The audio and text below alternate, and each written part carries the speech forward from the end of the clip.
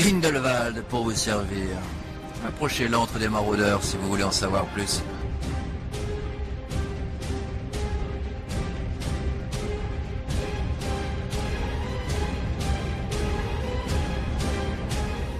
Salut à tous, bienvenue dans l'antre des maraudeurs et cette semaine nous allons parler des forces du mal, donc tout droit sorti de l'univers de Harry Potter et en adepte du Seigneur des Ténèbres Grindelwald, nous avons donc Théo.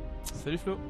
Et en adepte de Lord Voldemort, le second maître des ténèbres on va dire, c'est donc Bertrand qui est à nos côtés. Bertrand en mode mange-mort, bonjour. Salut tout le monde.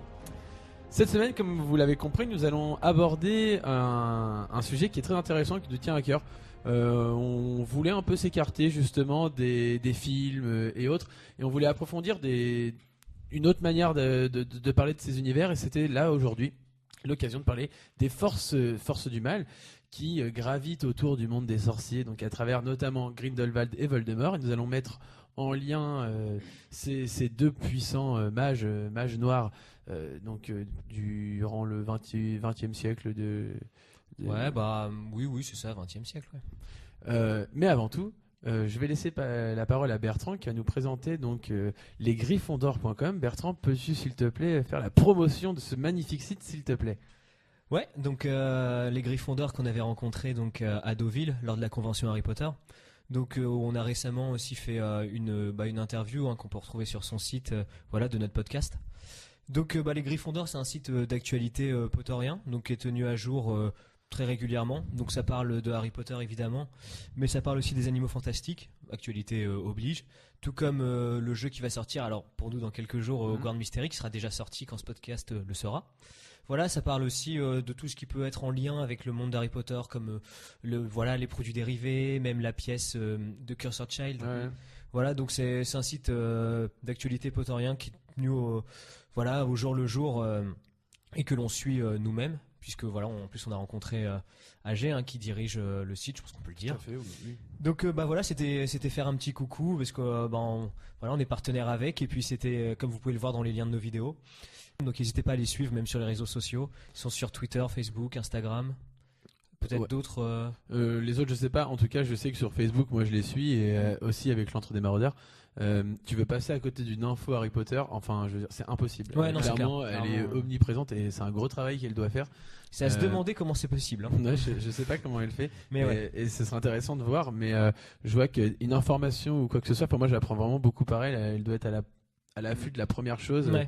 Et c'est franchement très intéressant de voir la manière dont elle gère ce site et dont il arrive à perdurer, parce que mine de rien, ça fait maintenant quelques mois où je suis dessus et vraiment, enfin, je trouve que c'est vraiment impressionnant. Ouais, il y a au moins un article par jour. Au moins, ouais. Ouais, non, c'est clair. Et ça parle de tout, de rumeurs. Non, mais si vous aimez Harry ce qui est Potter, bien, clairement, ouais. faut y aller parce que Ce qui est bien, c'est que c'est vraiment un vaste, truc. quoi. Ça prend le jeu vidéo, ça prend les livres, les films, les animaux fantastiques.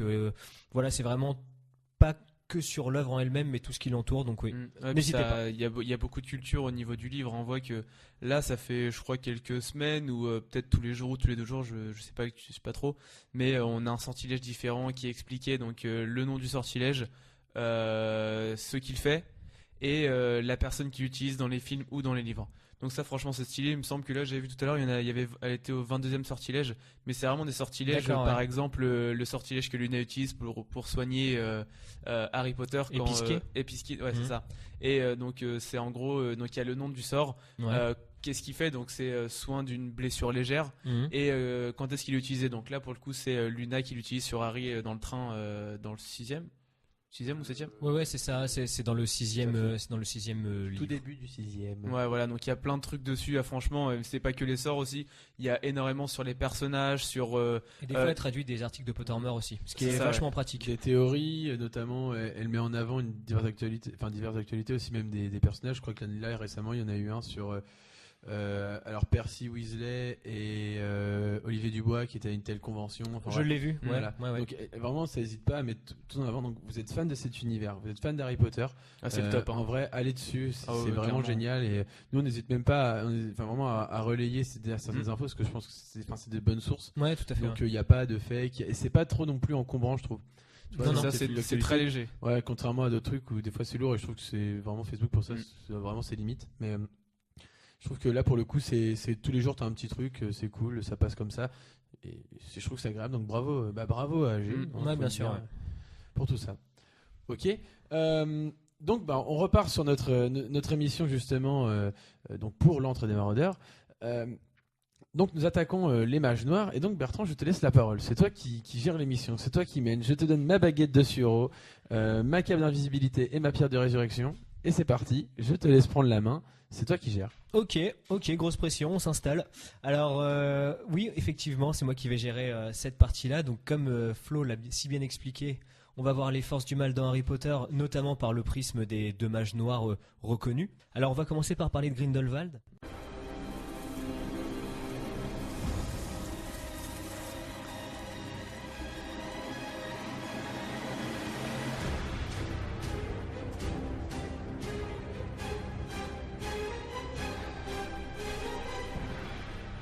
Vous croyez que vous me garderez prisonnier? Nous nous y emploierons, monsieur Grindelwald. Alors Grindelwald, qui il est? Donc déjà on sait qu'il est né en 1883. On sait qu'il a étudié donc du côté de Durmstrang, qu'il a été viré de cette école, qu'il a entretenu des liens d'amitié avec Dumbledore par le biais de Bathilda Tour-de-Sac, qui est donc lui c'est son petit neveu. Hein. Tout à fait. Voilà, donc après, mine de rien, il y a un gros creux sur l'histoire de Grindelwald.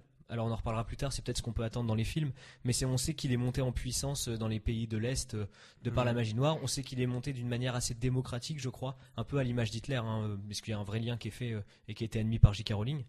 Et donc jusqu'à ce fameux affrontement face à Dumbledore en 1945, là encore un lien. Et donc déjà c'est de parler un peu de son idéologie. Donc son idéologie, qu'est-ce que c'est? C'est les sorciers au-dessus des moldus, et notamment arrêter de se cacher et briser ce... Alors si je dis pas de bêtises, c'est le code international du secret magique. Voilà, briser ce lien et se révéler au grand jour. Eh bien, je vous mets en situation, par exemple Théo, qu'est-ce que tu penses de l'idéologie de Grindelwald et sa manière de voir le monde sorcier? Alors moi, je vais préciser tout de suite, Grindelwald, j'ai pas lu les livres, donc je sais pas du tout ce qu'il fait. Mais en gros, comment tu vas résumer, j'ai fait mon avis entre Voldemort et Grindelwald. On peut dire que Grindelwald, si ça peut un petit peu t'appuyer, alors n'hésitez pas d'ailleurs à dire ce que vous en pensez en commentaire, tout ça, même si j'oublie des choses, mais Grindelwald, c'est quelqu'un qui va se sentir, on va dire, très impliqué pour la communauté magique sorcière. Si on doit faire une différence avec Voldemort, c'est que Voldemort, lui, c'est vraiment la recherche du pouvoir, et notamment pour lui-même. Alors que Grindelwald, on va dire qu'il y a un souci de pouvoir. Attention, hein, c'est pas un mec bien ou ce qu'on veut, hein. Mais en tout cas, il y a une espèce de recherche d'amélioration de la condition sorcière.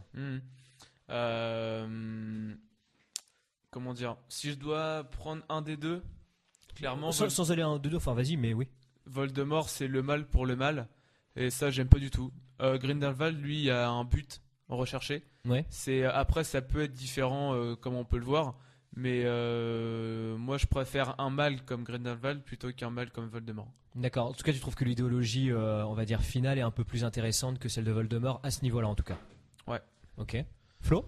Moi je suis pas forcément d'accord dans le sens où malheureusement on va trop se laisser avoir par le sentiment que vont laisser ces mages en fait dans l'univers. Je trouve vraiment que les deux sont vraiment intéressants. Par exemple, Grindelwald, on sait qu'il charme beaucoup les personnes et son idéologie va nous sembler plus juste parce qu'il va défendre une cause qui est plus. Ouais, ce que disait un petit peu de Théo. Qui est moins noire. Oui, mais qui est moins noire. Voldemort, donc du coup, moi je trouve que alors si on reste que sur Grindelwald, je viendrai sur Voldemort plus tard. Moi j'aime beaucoup ce côté. Voilà, on se cache pas. On a moins ce côté justement.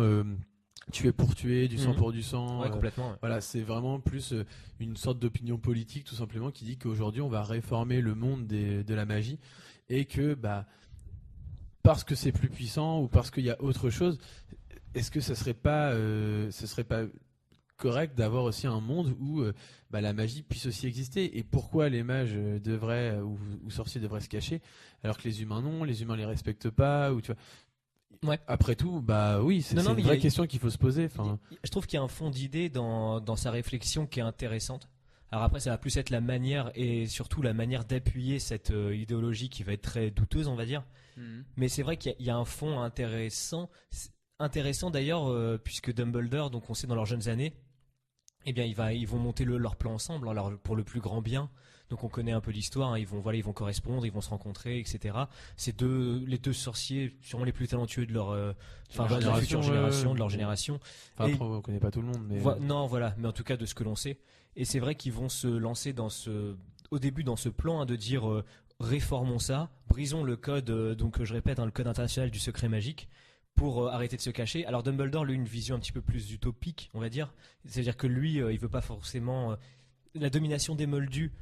Ce serait pas forcément pour un mal, on va dire. Enfin, lui, voilà, ne le voit pas comme ça. Alors que Grindelwald, lui, a moins de respect pour les Moldus, clairement. Et donc, notamment, leur autre projet, c'est les reliques de la mort. Donc, eux, ils en parlent beaucoup. Ça devient une obsession. Donc, les reliques de la mort, comme tu l'as dit tout à l'heure, c'est la baguette de Suro, la pierre de résurrection, la cape d'invisibilité, que je possède maintenant grâce à toi. Et donc, mais tu me les rends à la fin. Ah, ok. Et du coup, moi, je vous emmène sur les reliques de la mort. Vous en pensez quoi déjà ne serait-ce que du concept, pour commencer là-dessus? Moi, j'adore le concept des artefacts très puissants. Je trouve que c'est stylé, ça rajoute un peu de couleur dans une histoire. Ça permet aussi d'ajouter une petite légende, d'acquérir un pouvoir, que ce soit pour faire le bien ou le mal, mais de pouvoir avoir des capacités qui diffèrent d'autres objets, style par exemple la baguette de Suro qui est beaucoup plus puissante, la pierre philosophale qui peut ramener à la vie, mais dans une moindre mesure, et la cape d'invisibilité qui permet de rendre invisible. Ça, franchement, c'est stylé. Et c'est quelque chose qui, sauf la baguette de Suro, mais ça permet, enfin, c'est pas, faut pas forcément de la magie pour pouvoir l'utiliser. Je suppose qu'un moldu avec une cape d'invisibilité peut être invisible. Ah bah oui.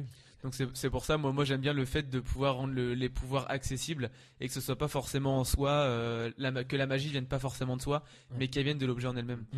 D'ailleurs, c'est intéressant juste avant que Non, mais tout simplement, ce qu'on peut rajouter, c'est que ça crée une histoire aussi, tout simplement, au monde des sorciers.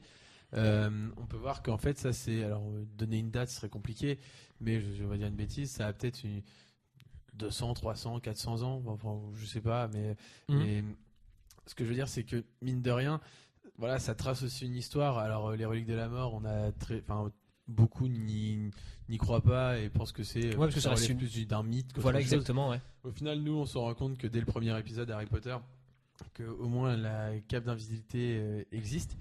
Donc à partir d'ici, ça met tout de suite ça veut dire que la baguette de Suro existe, la pièce de résurrection aussi, et moi je trouve ça vraiment génial. Je rejoins Théo sur ça, les artefacts magiques, le fait qu'il y ait un passé, le fait qu'il y ait tout ça. Moi je trouve ça dommage qu'on n'en voit pas un petit peu plus, justement. C'est vrai que ça amène de la profondeur. Pour rebondir sur ce que tu as dit, Théo, juste avant, ce qui est intéressant, c'est que J.K. Rowling avait déclaré d'ailleurs, pas par rapport à la cape d'invisibilité, mais par exemple les potions, elle a précisé que les potions, même un moldu ne pourrait pas en faire, alors qu'on se dit que ça reste des ingrédients après tout manipulables par des moldus, mais elle dit qu'il faut quoi qu'il arrive une baguette magique, alors que pourtant dans les livres c'est pas toujours dit qu'ils utilisent une baguette pour la confection de leurs potions. Ouais. Maintenant, donc peut-être qu'on peut se poser la question avec la cape. Maintenant, moi je vous rejoins, je pense qu'un moldu pour l'utiliser. Non, oui, moi je pense que ça peut être utilisé, il n'y a pas de non plus. Enfin, comme disait Théo, après ça reste un objet magique. L'objet magique existe, le moldu tombe dessus, voilà. Ouais, c'est après, pas la cape qui vient puiser dans le sorcier, quoi. C'est ça, je suis d'accord. Contrairement peut-être à la potion, qui tu dois rajouter ne serait-ce qu'une pincée de magie, je pense quelque chose. Après qu'il utilise la baguette de Suro, non, ça c'est clair. Mais... Après, si on peut s'arrêter sur les reliques de la mort. Ouais, justement, j'allais vous. Voilà, on en a jamais parlé. On va les prendre un par un, je présume. Mais moi, je sais que, j'adore la baguette de Suro. Je trouve que justement d'avoir un côté magique, c'est vraiment bien. Vraiment puissant, tu vois. Ouais, bien sûr, parce que ça dénote aussi cette puissance de sorcier qu'on voit pas toujours ou quoi. Et là, ouais. Après, je trouve que beaucoup de choses, et plus j'avance et on analyse J.K. Rowling, et plus j'ai avoir ce sentiment-là, c'est qu'elle a énormément de bonnes idées. Les reliques de la mort, ne serait-ce que le symbole, je le trouve génial. Je vois un nombre de personnes qui sont tatouées ce truc-là sur eux, donc il est classe. Après, il y a une chose que je trouve qu'elle va pas au bout de son idée. Je trouve qu'il manque quelque chose. Il manque un ingrédient. Qu'elle exploite pas la chose à fond. Exactement. Jouable, la baguette de Suro, ok, elle est puissante et tout, mais tu vois ce que je veux dire? Oui. Je sais pas. Je vois ce que tu veux dire. Il y a pas de, ça ajoute pas quelque chose en plus. C'est juste en fait de la puissance décuplée, quoi, tout simplement. Ouais, mais du coup, même on te la vend pas forcément excellemment bien. Non, mais que tu vois, aujourd'hui, je te dis, tu t'en possèdes une des trois. Qui ne prend pas la cape d'invisibilité? Non, c'est clair. Moi, clairement, c'est un des trois que je préfère. Oui, parce que tu vois, au final, donc elle est connotée bien, on peut se cacher, parce qu'elle est simplement elle est efficace. Et c'est ça qui est bien, c'est qu'on cherche l'efficacité. Et je trouve que clairement, aujourd'hui, la baguette de Suro, bah tu sais que quand tu la portes 10 minutes après il y a un mec qui veut te buter et la Ouais. pierre de résurrection ne sert strictement à rien. Non, c'est Donc clair. au final c'est pour ça qu'on la prend, mais et donc elle Bah- est mise en valeur et elle est efficace. Bah, même. Mais non mais je finis, pardon, excuse-moi. Mais juste Fini, à fini. défaut d'une chose, c'est de la non efficacité de ces deux objets.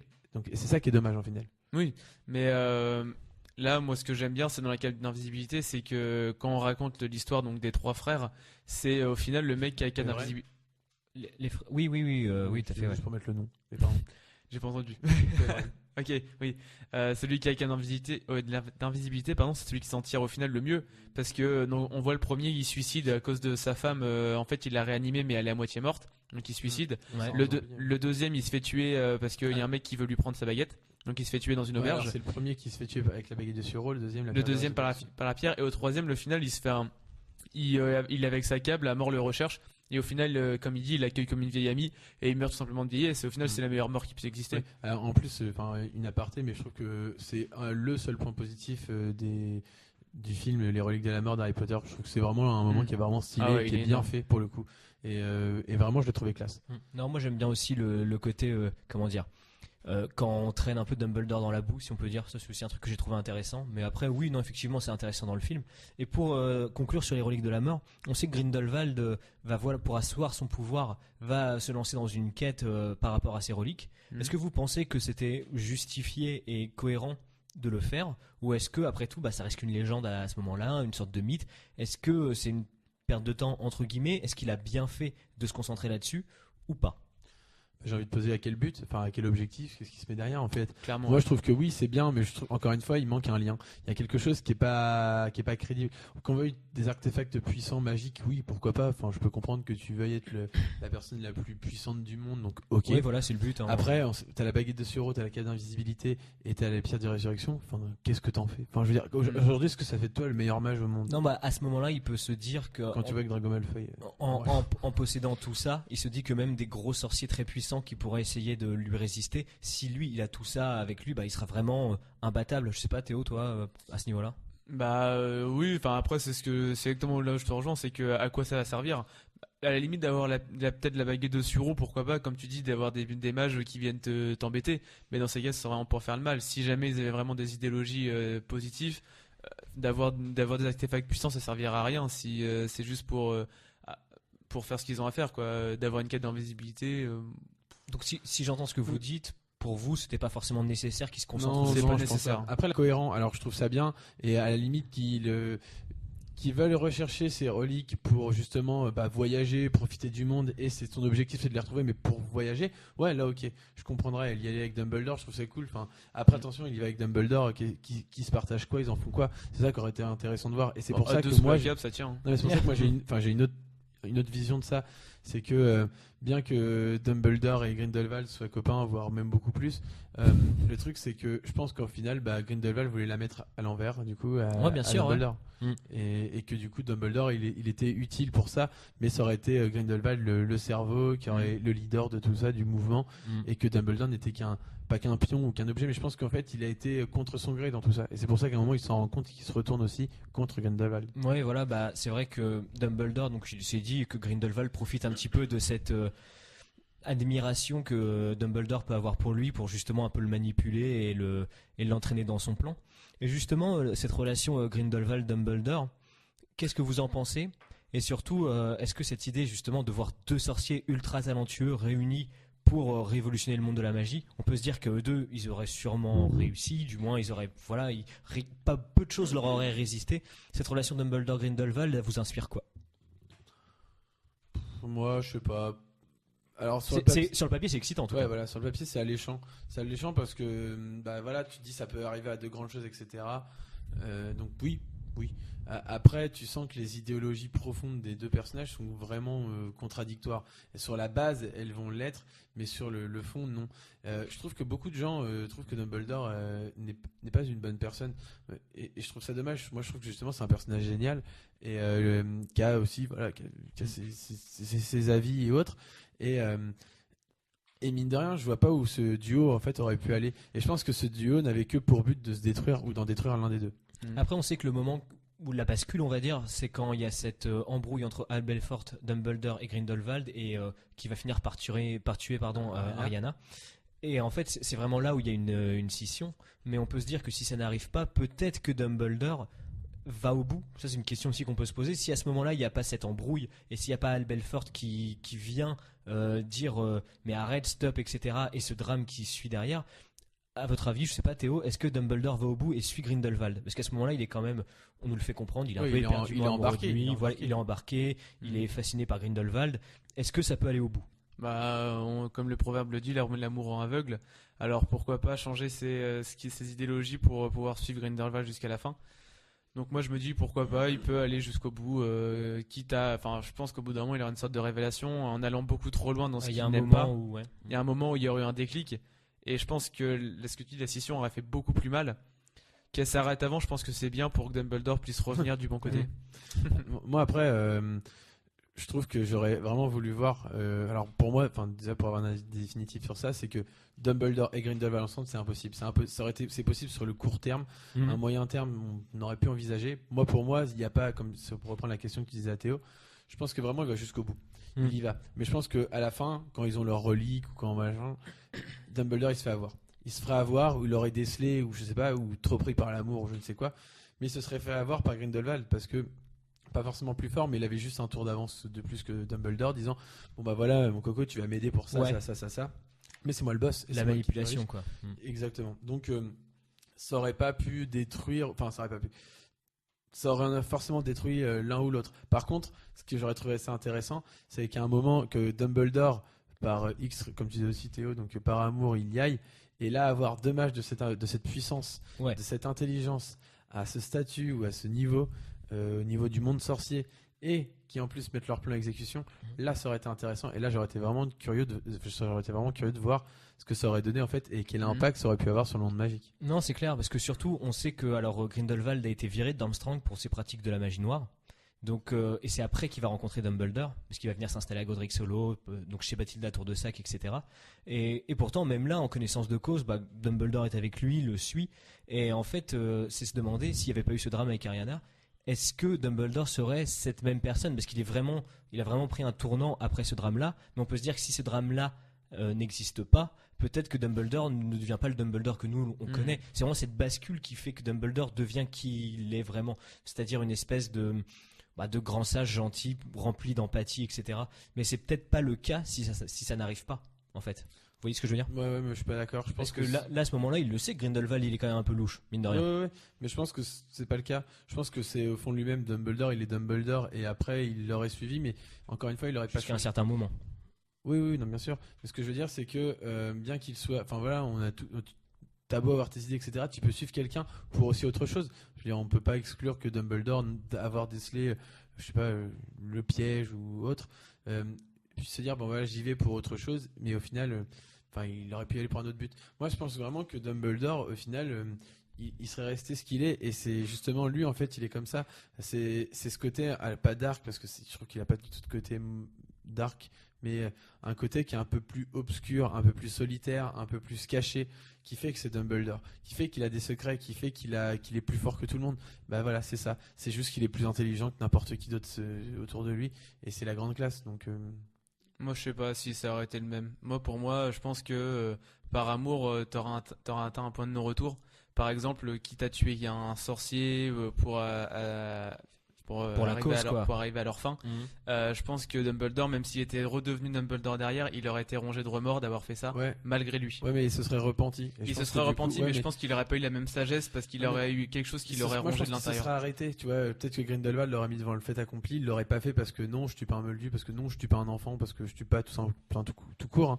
Mais c'est surtout, puisque je ne tue pas, c'est là où en fait ça diverge entre toi et moi. C'est que toi, tu es prêt à tuer, moi non. Moi, je peux pas tuer, moi. Non, mais ce que je veux dire, c'est que au final, que Grindelwald est prêt à tout pour mettre son plan à exécution, ok. Que Dumbledore soit prêt à tout pour ça, non. Et je ne pense pas. Donc au final, oui, je pense que ça l'aurait pas changé, qu'il y ait eu ou non, ça aurait été globalement le même. Après, quelques détails près, on peut pas refaire l'histoire non plus, mais je pense que globalement, ça aurait été le même. Au bout d'un moment, le vrai Dumbledore aurait repris le dessus, on va dire, si on peut dire ça, et qu'il aurait pu être en concordance avec les plans de Grindelwald. C'est ça, carrément. Et justement, alors dans quelques mois sort un film qui va mettre Grindelwald à l'honneur. En tout cas, on peut s'y attendre, hein, les crimes de Grindelwald. Qu'est-ce que vous attendez de Grindelwald dans ce film? Ça va être vraiment l'instant Grindelwald, logiquement. Donc ça fait des années et des années qu'on théorise sur ce sorcier, etc. Il y a cette fameuse montée en puissance qu'on n'a jamais réellement vue. Il n'a jamais eu de, comment dire, d'ascendance, hein, sur la Grande-Bretagne. Lui, il a vraiment régné sur les pays de l'Est. Qu'est-ce que vous attendez dans ce film-là, justement, de lui?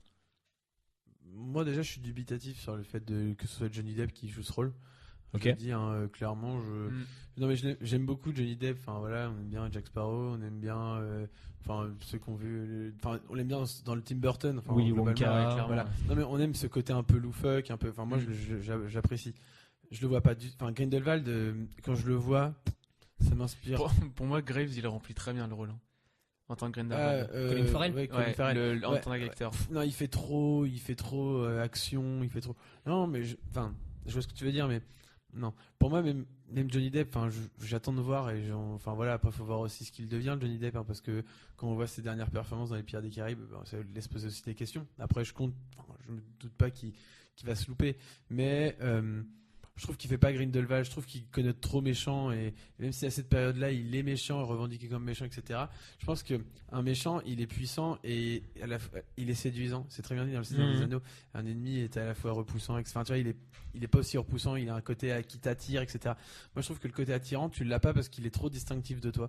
Donc voilà. Bon, après c'est juste la parenthèse Johnny Depp, mais Ouais, bon. après voilà, dans les actions, alors si on prend au-delà de l'acteur, hein, si on prend juste Grindelwald, le personnage, peu importe par qui il est joué, etc. Ouais. Qu'est-ce que vous attendez de voir de son histoire?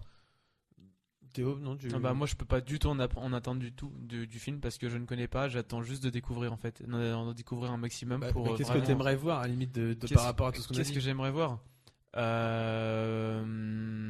Les reliques Je de sais la pas, mort, les reliques de la mort, je pense pas les voir, je pense qu'ils vont en parler. Je pense que ça va être un des principaux sujets. Mais surtout voir, peut-être pas forcément Grindelwald, mais plus Dumbledore. Comment il était jeune et est-ce qu'il y a vraiment une différence entre Dumbledore jeune et Dumbledore qu'on a vu dans Harry Potter? Ouais. Est-ce qu'il y a eu une Dans le différence comportement, ouais. Est-ce qu'il y a une différence à cause de Grindelwald, de comment il est, ou est-ce que, comme tu disais, il a toujours été comme ça et c'est le Dumbledore qui ressort au final?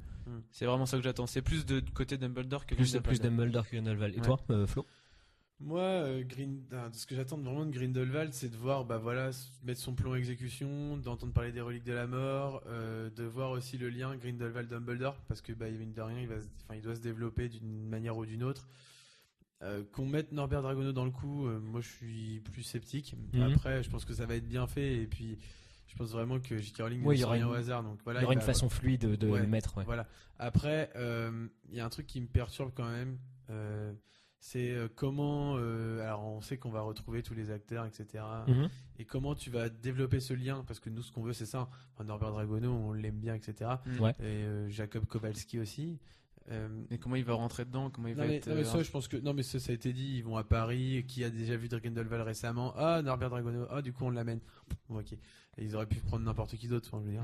Non, et Mais- puis c'est un de ses anciens élèves à Dumbledore, un Dragono, donc C'est ça. Donc il y a une confiance. Bref. il y a un certain Mais- lien. Mais ce que je veux dire, c'est que ce lien, en fait, on l'attend depuis. Enfin, pour les lecteurs d'Harry Potter, depuis au moins. Dumbledore Grindelwald, du coup. Ouais, Ouais. oui, le lien de ces deux personnages, on l'attend depuis une bonne dizaine d'années. Et clairement, enfin, tu veux savoir pourquoi, tu veux apprendre plein de choses, etc. Et je pense que c'est dommage de pas le vivre. Et aussi parce que je trouve que ces deux acteurs, donc Jude Law, je crois, c'est ça. C'est Jude Law Dumbledore, ouais. Et bien du coup, ils sont trop charismatiques pour être ces personnages. Je trouve qu'ils ont trop de ils sont trop vieux, trop âgés. Enfin, tu vois ce que je veux dire? Non, mais comment dire, ils ont déjà trop de. On les a déjà trop vus, ou du Ouais, je moins, pense. ils ont déjà trop leur identité Ouais, pour c'est incarner des personnages. Ouais, Moi, tout à moi, fait. je sais. Après, alors, Non, je mais vois oui, l'idée, faut mais voir. Non mais faut voir, je suis d'accord. moi, ça me débecte pas. Non, moi non plus, je suis pas en mode, genre, voilà, j'ai connu pire.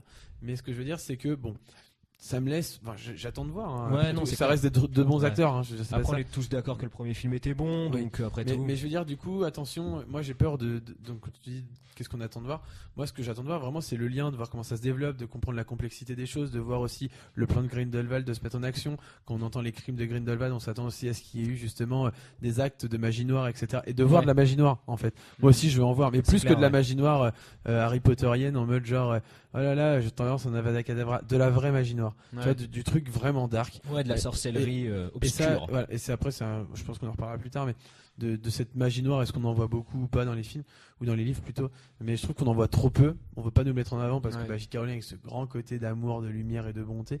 Mais à un moment aussi, la lumière n'existe pas que sans obscurité. Et bien du coup, pour moi, on est obligé d'en voir aussi de ces choses-là. Donc, j'attends de voir vraiment de la magie noire et ce lien Grindelwald-Dumbledore et comment il va jusqu'au bout et comment et le combat. Mais ça, je pense qu'on le verra dans quelques années plus tard. Oui, c'est clair, ouais. En tout cas, merci Luc pour cet aparté. Ça me fait plaisir. Lumière, obscurité. J'y vais parce que j'ai un temple à reconstruire et je crois que j'ai le fils de Han Solo et de Leia à prendre en compte. Et en ce moment, il me fait des trucs chelous. Enfin, bref, enfin, bonne soirée. Un petit peu. Moi, après, pour répondre à ma propre question, moi, ce qui m'intéresse, alors ouais, il y a ce lien Dumbledore-Grindelwald, mais aussi cette montée en puissance dans les côtés, enfin, dans l'est de l'Europe. J'ai vraiment envie de voir Grindelwald, voilà, son ascension et la manière, parce que c'est vraiment expliqué que lui, il va pas forcément prendre le pouvoir par la force dans un premier temps, mais plus en séduisant son auditoire. Et ça, c'est vraiment, je suis vraiment très curieux de le voir. Voir Grindelwald monter en puissance de par ses convictions et de par la manière dont il va convaincre les gens, Ouais. sans forcément y aller dans un côté bourrin comme Voldemort pourrait le faire par exemple. Ça, c'est un côté que j'ai envie de voir. Est-ce qu'on le verra dès lors peut-être? En tout cas, les crimes de Grindelwald, je me dis que il y a un gros côté qui est accentué sur lui. Donc à voir en tout cas. Après, est-ce qu'il n'y a pas un double sens à crime? Je me dis parce que même si je pense que la force de Grindelwald, c'est qu'il va monter en puissance et qu'il Ouais. va avoir donc des partisans aussi qui vont le suivre. Et je pense que c'est clairement, enfin, alors si tu te mets dans un contexte magique, dans une société magique, demain on se dit bon arrêtons d'être des esclaves. Aujourd'hui, maintenant, montrons au monde qui on est. Ouais, c'est ça. Et après tout, on est plus puissant. Et en aucun cas aussi. Enfin, après, tu peux dire le but n'étant pas spécialement de se mettre à part, etc. Mais enfin voilà, c'est arrêtons d'être des comment on appelle ça, Des soumis. ouais, un peu soumis, Enfin, ouais. Mais juste de se cacher. Ouais. Après, tu sais que la jalousie du moldu du coup va faire en sorte qu'il va essayer de te détruire. Je pense qu'il y aura ça. C'est d'où l'intérêt que ça se cache en fait un magicien. Et qu'après, mine de rien, ils arrivent très bien à vivre sans, ils en souffrent pas, etc. Mais c'est juste, en fait, je trouve que la jalousie, en fait, c'est le cœur du truc, puisqu'au final, les mages sont jaloux des moldus d'être omniprésents sur Terre et eux doivent se cacher, mais les moldus seraient jaloux des mages puisqu'ils auraient de la magie. Ouais, bien sûr. Et puis, forcément, quelque chose. Enfin, on sait que voilà, c'est quelque chose que tu connais pas, tu peux en avoir peur, etc. Et puis là, quelqu'un qui a plus de pouvoir que toi, tu te dis tout de suite, ou là, ça me plaît pas des masses. Enfin, voilà, référence à la chasse aux sorcières, etc. Ouais, qu'il y a c'est pu clair, avoir. Et voilà, moi, c'est une partie intéressante et on attend ce film avec impatience, je crois. Non, c'est clair. Et même après, même sur Grindelwald en général, enfin, je trouve que c'est un personnage. Enfin, si on s'arrête juste sur le personnage, je trouve qu'il est vraiment, vraiment énigmatique. Ouais, complètement. Et c'est, enfin, moi, je trouve que pour le coup, les deux mages noirs, du coup, je pense que ça fera le lien avec la suite. Mais Tout à fait. les deux mages noirs sont vraiment intéressants parce qu'ils sont, ils ont un but. Enfin, moi, je trouve qu'au final, c'est les deux qui nous font vivre le plus de choses historiquement parlant, Ouais.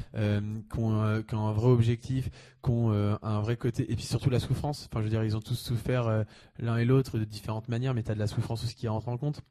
Ouais.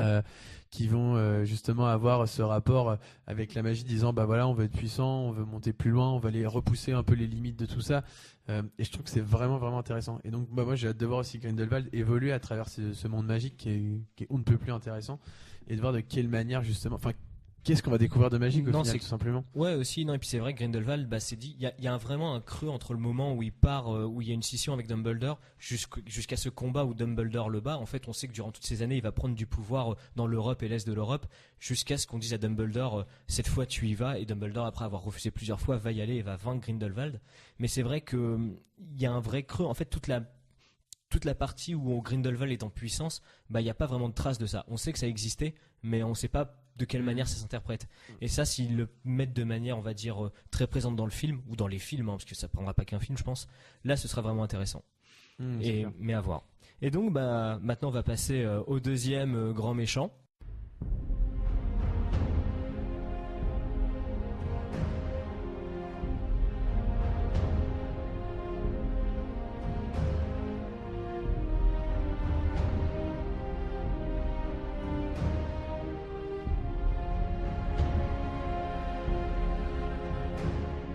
Tu crois peut-être que j'allais garder le nom immonde que mon moldu de père m'avait transmis? Non. Je me suis forgé un nouveau nom, un nom que tous les sorciers auraient un jour peur de prononcer lorsque je serai devenu le plus grand sorcier du monde.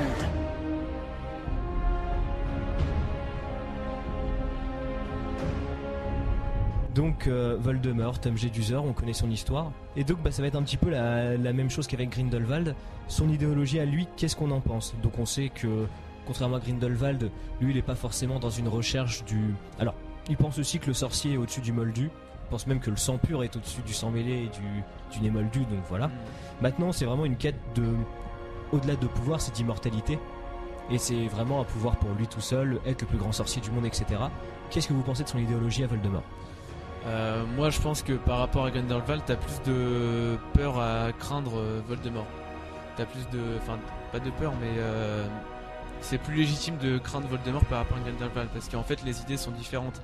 Voldemort lui a plus recherché donc la puissance, et donc comme tu disais, l'immortalité, c'est vraiment très... C'est pas égoïste, mais il pense vraiment qu'à lui, et c'est vraiment pour surpasser tout le monde. Tandis que Grindelwald, lui, il pensait vraiment à tous les sorciers qui pouvaient subir les conséquences d'être cachés. Et Voldemort, c'est vraiment quelque chose que je déteste chez un méchant, c'est vraiment du mal pour du mal.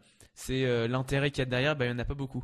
C'est vraiment lui personnellement, il a recruté donc des méchants, enfin des personnes qui pensaient comme lui, mais au final n'auront jamais de bien à le servir, quoi. On voit que tous ceux qui le servaient pas, même que de verre, lui il se fait couper une main, bon il se la faire pousser derrière, mais ils subissent des conséquences de le servir, malgré qu'ils partagent son idéologie, mais tireront aucune gloire à le servir. Alors que Grindelwald, j'imagine que tu peux, si tu l'aides, avoir un monde meilleur à l'image du sorcier. Non, mais peut-être là où un tu peu vas plus suivre... meilleur que Voldemort, quoi. Ouais, et t'auras plus de... Là où tu vas suivre Voldemort, peut-être par crainte ou par intérêt, tu vas plus suivre Grindelwald pour ses idées, par exemple, C'est peut-être. ça. Et toi, du coup, Flo? Enfin un vrai méchant.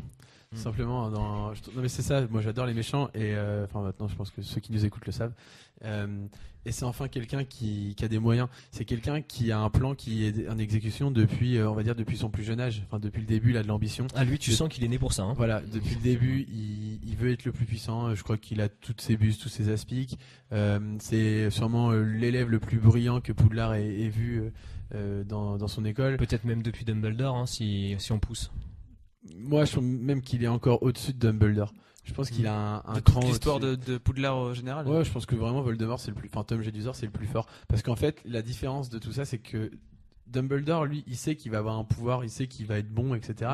Comme Harry, en fait. C'est la différence, c'est que Voldemort, il a un truc que les autres n'ont pas. Enfin, il a un truc. C'est qu'il a son sang mêlé, il a cette haine, en fait, qui le ronge et qui le pousse à aller plus loin. Ouais, Et qui va aller, voilà. Et il va vraiment loin, ce qui le repoussera justement dans le je veux dire le côté obscur, dans le côté obscur, la magie noire, tous les noire, merci. retranchements C'est possibles. ça. Et là il y va, et c'est là pour moi où il est plus fort. D'ailleurs je l'ai pas dit, mais j'adore le nom de Grindelwald, je le trouve vraiment classe. Ouais, non, c'est clair. Ouais. Et Voldemort aussi, au final je l'aime beaucoup. Bon, après il est connoté trop, enfin on l'a trop entendu, donc du coup voilà, on l'adoucit un peu, alors contrairement à Grindelwald, mais Voldemort, alors évidemment ça fait peur. Évidemment, il agit par la peur depuis du coup Poudlard, depuis ses jeunes années. Il a ses partisans, hein, donc les Crabbe, Goyle, juste Bellatrix Lestrange, enfin tout ça. Ouais, Ils complètement. ont évolué avec lui. Enfin, je dirais, il les a pas pris au hasard. C'est des personnes. Non, c'était son. Alors justement, c'est dit dans le 6e bouquin. C'est même pas. C'est même pas un cercle d'amis, c'est un cercle de fidèles déjà, hein. C'est vraiment des gens qui le suivent par admiration, fascination, et ils se disent ce gars-là il va aller loin et il vaut mieux être dans son wagon que plutôt que celui d'un autre, quoi. Et il dépasse tout le monde. Enfin, je veux dire, il est malin, il est intelligent, il a une connaissance de la magie qui est extraordinaire. Il a pas peur. Enfin, on le voit avec les 7 Horcruxes, enfin 8, mais les 7 qu'il veut faire. Et bien du coup, il fait des choses que personne ne fait. Enfin, tu vois, il va réfléchir au-delà. On se dit un Horcrux, ce serait terrible de faire ça déjà, etc. Machin, mais déjà c'est très dur à faire. Enfin, le mec il en fait juste 7 et tu fais ok, enfin voilà, il va au-delà de ça. Et surtout j'aime beaucoup aussi ce côté romantique qu'il va avoir en lien avec la magie, notamment le fait qu'il retrouve les objets de Poudlard, ça j'adore aussi, ouais. Moi je trouve ça génial qu'il aille, enfin tu vois, son histoire, moi je trouve que, et bon, parce qu'on connaît beaucoup plus de Voldemort que de Grindelwald, mais je trouve que l'histoire de Voldemort est beaucoup plus complète et jusqu'au bout. Enfin, il devient mage des ténèbres, enfin vraiment le Seigneur Noir. Il a vraiment, enfin il a souffert aussi dans sa vie, de par, enfin voilà, il a une vie qui est vraiment pas facile lui non plus. Plus Grindelwald, enfin on verra bien, mais de ce qu'on sait, il a plus souffert. Ouais, voilà, enfin je veux dire, son père c'est un moldu et il a eu un fils contre son gré au final. puisque du coup c'est sa mère a utilisé un filtre d'amour, on va dire très longue durée, enfin qu'elle lui a administré tout le temps pour qu'il reste amoureux d'elle, et puis jusqu'au jour où elle s'est dit, elle a trouvé ça normal, et en fait elle a oublié de lui donner le filtre, et elle a voulu voir, en fait elle croyait que c'était un vrai amour. Mérope, c'est ça. Mérope Gaunt. Et du coup, moi je trouve que du coup de se par un amour non partagé, du coup est née une souffrance, et du coup de cette souffrance est né Voldemort. Et en fait je trouve ça génial, c'est que il est né dans la souffrance, il grandit dans la souffrance, et que ça se développe avec le temps. Alors bien sûr je ne suis absolument pas en adéquation avec ce que va penser Voldemort, mais je trouve que c'est vraiment Voldemort 2020. Voilà. Mais c'est celui qui va incarner le mieux le mal. Et c'est pourquoi je déteste la fin d'Harry Potter. C'est parce que je trouve que la fin de Voldemort ne devait pas se terminer de cette manière-là. Alors il aurait dû avoir, on fait du jeu de rôle, etc. Et quand tu vas battre un boss final, ou dans les jeux vidéo, quand tu bats un truc, il faut une fin épique, il faut quelque chose. Tu peux pas juste rien faire, c'est pas possible. C'est comme ça serait résumé à lui jeter un caillou au visage, ça lui crève l'œil, il tombe sur un pic, plus Voldemort. Ça serait stupide. C'est ridicule en fait. Et tu vois, Grindelwald a une bonne fin. Il se fait vaincre par Dumbledore, donc il se fait maîtriser parce qu'on sait qu'il va en prison derrière, etc. En fait, il se fait enfermer dans sa propre prison, Nurmengard, etc. Nurmengard, c'est ça. Et sera tué par Voldemort d'ailleurs. Et par la suite, mais il a une fin épique. Il se fait maîtriser. Alors moi, je trouve ça peut-être cool qu'il se fasse tuer, mais il se fait terrasser et rabaisser par Dumbledore, et c'est épique. On sait que c'est tout le monde parle de ce combat-là. On sait que ça a été un combat qui a été c'est décrit comme le plus grand combat ever. Exactement. Voilà. Et tu vois, là t'as une fin. T'imagines que Voldemort, on en parlera, le mec qui s'est fait réduire à quasi néant par un nourrisson, par un vieux sortilège de la vieille magie, etc. Et un stupéfixe qui se retourne contre la table de Serdaigle et Poufsouffle, sûrement dans la grande salle. Non mais manquerait plus qu'il termine sur la table de Poufsouffle, on aurait fait tout le tour. Non mais c'est terrible. Et moi je trouve ça dommage, c'est que elle manque de panache cette fin, elle manque d'un truc vraiment qui dit, même pour Harry, tu vois.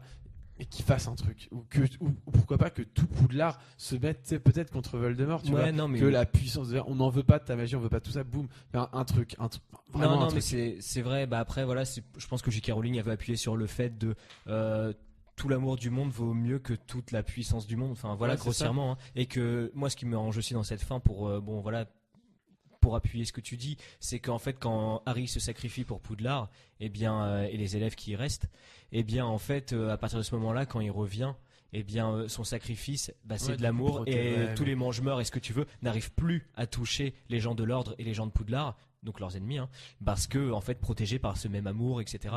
Et là il y a un moment de too much aussi, à mon sens. C'est du réchauffé, tu l'as vu, puis même Voldemort il se fait avoir 2 fois de la même manière, je veux bien, mais la magie était contre lui, t'as l'impression que c'est vraiment le mec qui a pas de chance.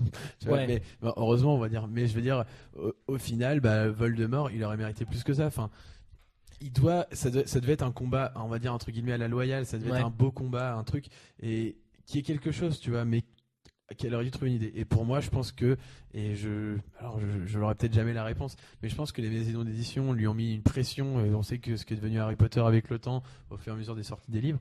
Et je trouve que ça aurait été cool justement qu'elle prenne peut-être un peu plus de temps sur Voldemort tout simplement, et sur sa fin en fait à Voldemort, et sur la fin générale. Que ça se passe à Poudlard, c'est génial. Harry Potter, c'est génial. Les Horcruxes, c'est génial. Tout est génial. C'est ça qui est terrible, c'est ça qui est frustrant, c'est que tu vas vivre ces choses-là et c'est vraiment, vraiment, vraiment bien. Mais la fin. Je me souviens, je crois que c'est même pas une demi-page. La bataille de Poudlard est assez longue en soi. Après, Voldemort il meurt en mode demi-page. Ce fameux duel de western, un petit peu Harry, Voldemort, tout ça, il est un petit peu plus discutable, c'est clair.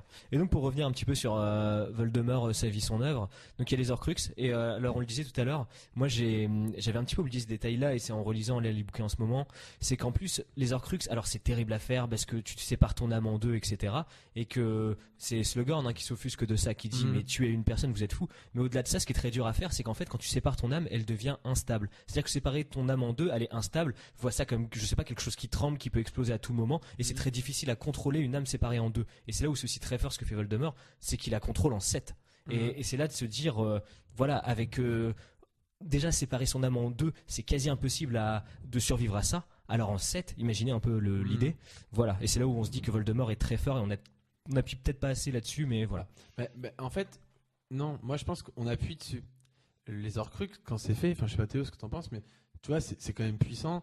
T'as t'as 7 artefacts magiques qui sont là, qui sont cachés, qui sont protégés, qui sont tout ça. C'est juste la manière dont ils sont détruits.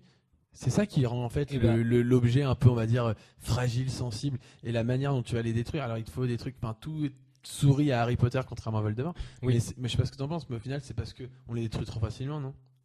Bah, on les détruit trop facilement. Non, après, c'est parce qu'à chaque fois qu'il détruit l'objet, c'est parce qu'il y a un lien direct ou indirect avec Voldemort. C'est parce que c'était une grande faiblesse de Voldemort et ils ont réussi à exploiter son point faible. Après, les Horcruxes, comme tu disais, c'est très très fort hein, d'avoir réussi à diviser donc son âme en 7 parties. Mais je suppose que Voldemort, là où il tirait sa puissance, c'est parce qu'il savait ce qu'il faisait. Il était au courant que c'est très dangereux et qu'il était prêt à mettre sa vie en jeu, Là, pour ouais, justement ouais, la ouais. garder. Et, Ouais, tout à fait, ouais. et c'est le fait de ne pas avoir peur qui a pu lui permettre de contrôler tout ça. Je pense qu'un sorcier qui sépare son âme en deux en ne sachant pas ce qu'il fait, peut succomber à ce qu'il fait parce que c'est trop dur, trop intense pour lui. Alors que Voldemort, lui, est prêt à tout sacrifier pour réussir, pour atteindre son but. Et du fait qu'il soit extrêmement puissant et qu'il ait un objectif très puissant avec, donc comme tu disais, avec une enfance très difficile, avec tout ce qu'il a vécu, il a été très atteint avec avec sa vie. Et ça lui a permis d'être très puissant autant magiquement que émotionnellement. Ouais, il est que comme quasiment personne, inatteignable, quoi. Tu peux dire ce que tu veux, ça lui enlèvera jamais le malheur qu'il a eu étant petit. Il a aucune limite. Il a aucune limite. Non, non, hein, mais tout ça, c'est et- vrai Il a que- déjà trop souffert pour souffrir Ouais. derrière. Parce que c'est clairement, enfin voilà, de ce que l'on sait, c'est clairement le seul à avoir fait autant d'Horcruxes, etc. Et il a repoussé les limites de la magie noire et il l'a dit, voilà. Bon, c'est vrai. Et justement, alors sur les Horcruxes, continuons là-dessus. Parlons un peu des tactiques d'Horcruxes. C'est-à-dire que, alors, il les fait pour devenir immortel, hein, donc ça très bien.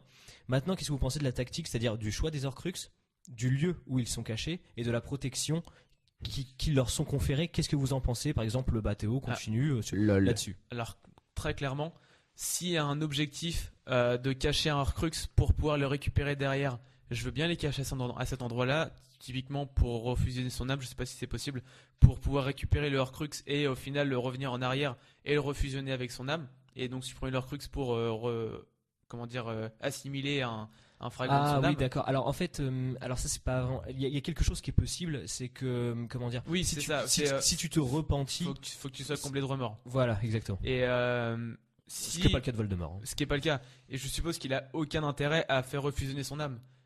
Pour Non, lui, non, aucun. le fait d'avoir aidé Horcrux, ça le rend immortel. Point, ça s'arrête là. Ouais, ouais, ça. Alors, moi, c'est prendre l'objet le plus banal et le cacher dans l'endroit le plus banal. Et plus c'est Ouais, simple mais- à trouver, plus c'est dur et plus c'est complexe. Je sais pas, par exemple, admettons une fourchette. Enfin, genre une fourchette, tu mets, je sais pas, Non, mais bien sûr. tu rentres chez une Après, personne, tu le mets dans son set à couvert. Hop, jamais tu vas venir chez, je sais pas, Non, bien sûr. troisième Le mec à qui droite mange avec après le la fragment de poste. Voldemort tous les jours. Non, c'est- mais c'est jamais vrai tu vas chercher là, qu'avec, alors que je sais pas, par exemple le diadème de Serdaigle caché, enfin c'est pas évident, mais c'est. Alors en fait, après Voldemort, on sait son idée sur les objets. C'est que lui, Voldemort, aussi grand qu'il est, il veut les plus grands objets possibles Ouais. et quelque chose qui le rattache à Poudlard parce qu'il se sent comme le foyer et tout. Mais déjà, allez, juste avant d'aller sur ce débat-là, est-ce que attends, alors Théo, j'ai bien compris qu'il prendrait des bottes et des fourchettes, ce qui peut s'entendre, hein, carrément, hein, sur la banalité de la chose. Toi, tu ferais pareil, Flo, Ouais. ou vraiment tu restes dans cette idée de objet de luxe comme Voldemort parce que Non, moi enfin, tu fais quelque chose de grand, il faut quelque chose de grand. Tu peux pas faire, enfin, je vois ce que tu veux dire et c'est de l'intelligence que ce que tu vas mettre en avant. Théo a la meilleure tactique, mais Voilà, c'est une bonne tactique, mais elle a une faiblesse et tu vois, c'est très bien. Neville Londubat serait tombé sur la fourchette, il l'aurait cassé en deux, puis voilà. Donc, tu vois ce que je veux dire, c'est Après, attention, non, mais oui, non, mais l'Horcrux, je sais qu'il faut quelque chose de machin. voilà. Mais au final, ce serait trop difficile aussi à retrouver. Le but c'est que ce soit caché, mais s'il a besoin de l'utiliser pour revivre, etc. Enfin, pour X raisons. Enfin, il faut que ce soit trouvable. Non, moi je trouve qu'il a la bonne tactique. Je trouve qu'il a vraiment le bon truc et les objets qu'il prend sont vraiment très bons. Enfin, je trouve que ça a une identité. Tu peux pas prendre un objet, enfin une gomme ou je sais pas, une perche ou tu peux pas prendre n'importe quoi. Tu t'es obligé de prendre quelque chose de puissant pour mettre ton âme dedans. Donc moi ça Puis me c'est paraît tel- logique et c'est- j'aurais fait la même chose. Tellement l'identité de Voldemort. Après, je reste persuadé effectivement que Théo a la meilleure tactique à ce niveau-là, parce que c'est vrai que si tu prends l'objet le plus banal possible, bah voilà, que tu caches dans un endroit, peu importe, bah ce sera plus dur, parce que c'est plus dur de faire le lien. Mais effectivement, quand t'es Voldemort ou même un grand mage comme ça, tu te sens tellement puissant et tu rêves tellement de grandeur que tu vois grand, automatiquement Moi je grand. pense que l'objet qui est le moins bien c'est peut-être le journal. Journal de Gédusor, bah après en fait c'est là se transmet peut-être son attachement à Poudlard et notamment le fait que bah il veut, alors si je dis pas de bêtises, en gros, c'est Malfoy qui l'a. Hein. Et en fait, il était censé le garder, mais Malfoy savait pas que c'était un Horcrux non plus. Enfin voilà, il savait que c'était quelque chose qui pouvait rouvrir la chambre, mais il savait pas que c'était un Horcrux. Je parle de Malfoy, hein. Mais il savait pas que c'était un Horcrux à proprement dit. Et voilà. Maintenant, mais ça, enfin en vrai, soit il y a une incohérence quelque part, ou soit on se trompe. En vrai, tu peux pas ne pas savoir. Malfoy ne le sait pas. Ouais. Malfoy ne sait pas que c'est un Horcrux. Oui. Voldemort le sait. Oui, mais Voldemort, alors tu peux pas laisser ça à quelqu'un comme ça au hasard. Enfin, tu vois, tu dois le dire, ok mec, alors je te le confie, tu le perds, t'es mort. Ouais. Bah ça après, je pense que comment dire. Il y a un intérêt à cet Horcrux là, et je crois que c'est Dumbledore qui l'explique à la fin du 6. Il se dit bon bah de toute façon c'était un parmi tant d'autres, c'est sûrement un auquel il tenait le moins, et celui-là avait vraiment pour vocation de rouvrir la chambre et que l'héritier poursuive son but, mais qu'en fait celui-là, bon après tout, il était un peu c'est le plus délaissé de toute façon. Oui, non mais après l'idée est bonne, mais elle est pour un Horcrux quand tu compares aux autres, c'est pas classe du tout. Ouais. Après il y a la bague de Gaunt donc qui est dans la maison familiale des Gaunt que Dumbledore va les retrouver. Donc, ça après elle est pas cachée, enfin je veux dire non. Là, cachée, elle est cachée dans cette vieille baraque où il se dit que personne ne viendra jamais en fait. Ouais, mais tu veux faire un lien, enfin je veux dire si demain quelqu'un connaît le secret, pour moi tu dois mettre toutes les chances de ton côté. Tu dois les mettre quelque part où personne ne peut aller, tout simplement, où il y a que toi qui peux aller. La grotte, là où dedans il y a le médaillon, ça c'est classe. Ça là, c'est okay, pas mal. Là, ça c'est vraiment pas mal. Ça c'est bien joué. Là t'as tout un truc. Et je trouve que alors du coup on va revenir, mais sur la bague de Gaunt, pour moi c'est pas le bon endroit. Tu dois la mettre ailleurs, même si t'as une identité, c'est là où il y avait ta famille. Bah il y a un lien, c'est ça. Va la mettre dans la chambre des secrets, mec. Tous les jours tu mets ta bague de Gaunt dedans. Ouais d'ailleurs, bah alors après on va alors pour faire le lien, par exemple, je sais pas Théo, je te pose la question.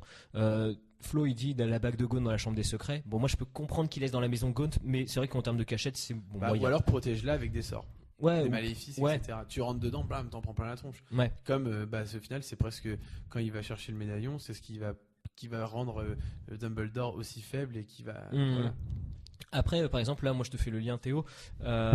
Parlons du diadème de Serre d'Aigle qui est caché dans la salle sur demande. Alors, ce qui est intéressant, c'est que la salle sur demande, en fait, il le met là parce qu'il pense qu'il est le seul à la connaître. Maintenant, moi, je me pose une question. Pourquoi je vais pas dans la chambre des secrets? Je sais pas, toi, qu'est-ce que tu fais? Est-ce que tu la mets aussi dans la salle sur demande parce que tu penses être le seul à connaître cette pièce? Ou tu te dis, attends, la chambre des secrets, c'est ma deuxième casa, je me sens trop bien. Est-ce que je la mets pas plutôt là? Non, moi, très clairement, je mettrais dans la chambre des secrets. Hein. Au pire des cas, la seule personne qui pourra y aller, c'est ton héritier. Ou Ron Weasley. Ou Ron Weasley. Mais c'est vraiment l'endroit à Poudlard le plus sûr pour quelqu'un qui veut cacher un objet aussi maléfique. Bah surtout pour lui quoi. Là on parle de pièces qu'il est le seul à connaître avec la salle sur demande. Du moins il croit être le seul. Là la chambre des secrets, tu peux pas faire plus. Ouais, c'est pour ça que il doit mettre pour moi la bague de Gaunt, tu dois aller là-dedans. Ouais. Il doit en mettre qu'un seul parce que si t'en mets plusieurs, bon bah si t'en as vu un, tu vas tout fouiller partout et puis voilà. Mais il doit en mettre au moins un là-dedans parce que non, je pense aussi. Et puis t'es juste protégé par un basilic. Enfin je veux dire, à un Après, moment voilà. Un basilic, et puis rappelons que ouais, enfin le basilic, tiens même toi, tu fais quoi avec un basilic? Bah je prends un coq. Ah, le mec, Ouais, tu sais pas forcément qu'il y a un basilic, tu sais pas ce qu'il y a dedans. Ah oui, voilà. Toi, non, mais tu vas y aller, tu vas faire ok, il y a un basilic, parce que un coq. tu vas en deux temps. Rappelons qu'à ce moment-là, en plus, donc au moment des Horcrux, tout ce qu'on veut, Voldemort est quand même le seul à connaître l'emplacement, quoi. Je veux dire, avant l'exploit incroyable de Harry en deuxième année, etc. C'est quand même dingue parce que lui seul connaît cet emplacement. Donc tu peux te dire que là, t'es vraiment sûr à 100% et les gens croient même que c'est une légende. Enfin bon. Ouais, c'est ça, et c'est ça en fait. Ça me paraît un peu incohérent. Non, mais il doit jouer sur ça, c'est surtout que les gens pensent que c'est une légende. Et quand les gens pensent que c'est une légende au même titre que les reliques de la mort, c'est voilà, t'as gagné, les gens n'y croient pas. Donc du coup, vas-y. Et il doit forcément mettre justement la bague, on va dire, dedans et continuer pour les autres. Ouais. Non, c'est vrai que moi je trouvais ça assez étonnant. Après, je trouve que la salle de sur-demande, c'est une très bonne chose. Il y a tellement d'objets dedans, etc., que pour le retrouver, voilà. Donc, et encore, faut la trouver, il faut en avoir besoin, il faut pouvoir rentrer dedans, il faut retrouver le diadème, ça fait beaucoup de choses. On sait que Harry, il y va plusieurs fois, même si je crois qu'il l'aperçoit une fois ou quelque chose comme ça. Quand en fait il va cacher le livre de Prince de Sang Mêlé, il aperçoit un diadème tout pourri. Ça, c'est un clin d'œil pour nous dire, il est là. Comme le médaillon dans le livre 5. Ouais, voilà. Mais ce que je veux dire, c'est que bon, au final, moi je trouve que c'est une bonne cachette aussi parce qu'il y a tellement de choses dedans que bon. Alors par exemple un autre Horcrux qui peut prêter à discussion, c'est Nagini. Nagini, mine de rien, voilà, il le cache dans quelque chose de vivant. Est-ce qu'il n'y a pas quand même un risque? Est-ce que voilà, parce que je sais pas, Nagini, est-ce que ça vous semble? Alors c'est le serpent, c'est l'emblème de Serpentard. Il y a encore une logique à ce niveau-là. Mais par contre, faire sur Nagini, est-ce que ça vous semble pas un peu dangereux? Non, parce que ça rend Nagini déjà immortel, je pense. Que Nagini, en fait, peut vivre 1 milliard d'années. Et je pense que c'est son plus fidèle serviteur. Et je pense que c'est même pas un serviteur. Je pense que c'est carrément, c'est même plus. Je pense que c'est la personne qui l'aime le plus, hein, Nagini. Oui, presque. c'est clairement, c'est son truc. C'est vraiment sa partie de soi. Et il peut la mettre dans Nagini. Moi, je pense que c'est une bonne chose parce que Nagini jamais ne trahira Voldemort, tu vois. Donc au final, il aurait pu la donner à n'importe qui d'autre monde. Personne ne sera jamais plus fidèle que Nagini. Ouais, puis Et après, il surtout le quitte qu'elle jamais. est toujours à côté, t'as toujours un Horcrux à côté de toi, et c'est pour ça que, je sais pas, mais Voldemort est toujours intouchable, et quand il sent que Harry détruit des Horcrux, il se dit, bon, il y aura encore Nagini au pire, bon, après, Neville fait le travail, mais ce que je veux dire, c'est que bon, au final, moi je trouve que c'était vraiment bien joué de la mettre dans un serpent, et je trouve que c'est au moins original. Moi, très clairement, pareil, hein, le plus fidèle serviteur, général, enfin, c'est les animaux, ils vont jamais trahir ou quoi que ce soit parce qu'ils éprouvent une certaine, une loyauté envers leur maître. T'as de l'amour aussi. Il y a de l'amour aussi et après le Nagini va toujours rester auprès de Voldemort, quoi qu'il arrive. Voldemort, il est tellement un sentiment de confiance et de puissance en lui que à aucun moment un sorcier pourra rapprocher et tuer Nagini, quoi. Et Théo, Donc, par exemple, toi la coupe de Poufsouffle, est-ce que tu la donnes à ta proche serviteur Bellatrix qui va la mettre à Gringotts, qui est censé être l'endroit le plus sécurisé dans le monde des sorciers si ce n'est Poudlard, ou est-ce que t'en fais autre chose? Après, je pense on dit la coupe, si tu veux prendre une pantoufle, tu peux, hein. Bah, moi, je prends une pour les pantoufle, objets. je la mets mes pieds, clairement. Je me prends Il une marche paire avec de ses Horcrux. C'est pas si bête. Ah oui, j'ai vu, ouais. Toujours avec mes Horcrux. Non, mais après, je pense que je pense que la coupe, elle a été placée dans, peut-être pas dernière, mais avant-dernière, t'as déjà exploité toutes les grandes caches possibles. Oui, t'as utilisé toutes les caches possibles que t'avais à ta disposition. Gringotts, franchement, enfin, Gringotts, c'est Gringotts, donc Ouais, puis tu sais que c'est Bellatrix. quasiment inviolable, à part pour Harry Potter, mais Pas faux. Pas Non, faux, ouais. quoi. non, mais c'est carrément bien joué. Enfin, je veux dire, il utilise les propres puissances de son monde. Et Gringotts, comme il a dit, logiquement, il est impossible d'y aller dedans.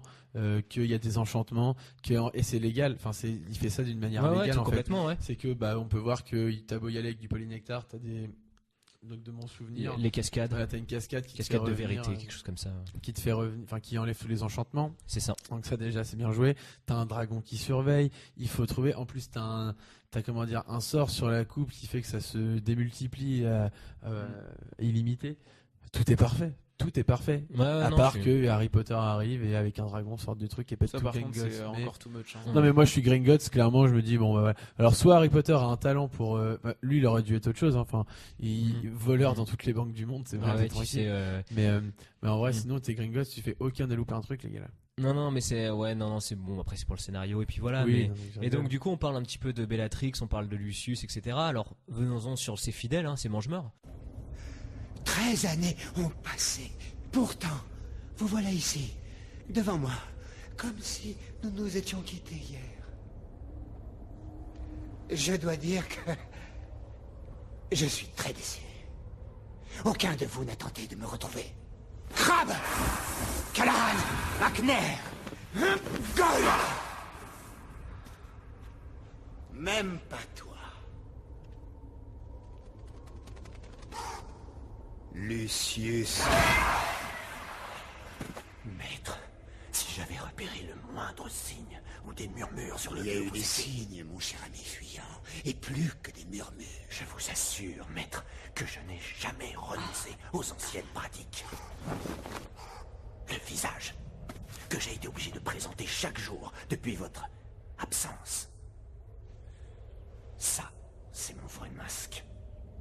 Moi, je suis revenu. Par crainte, pas par loyauté. Donc, les mange-morts, juste, qu'est-ce que vous en pensez? Et à votre avis, pourquoi ils suivent Voldemort? C'est-à-dire, est-ce qu'ils sont tous dans le même esprit ou est-ce qu'il y en a plutôt qui vont le suivre par... Alors, il y en a qui le suivent par peur au final, comme Petit Gros. Est-ce qu'il y en a qui le suivent par idéologie ou juste pour être du côté du pouvoir?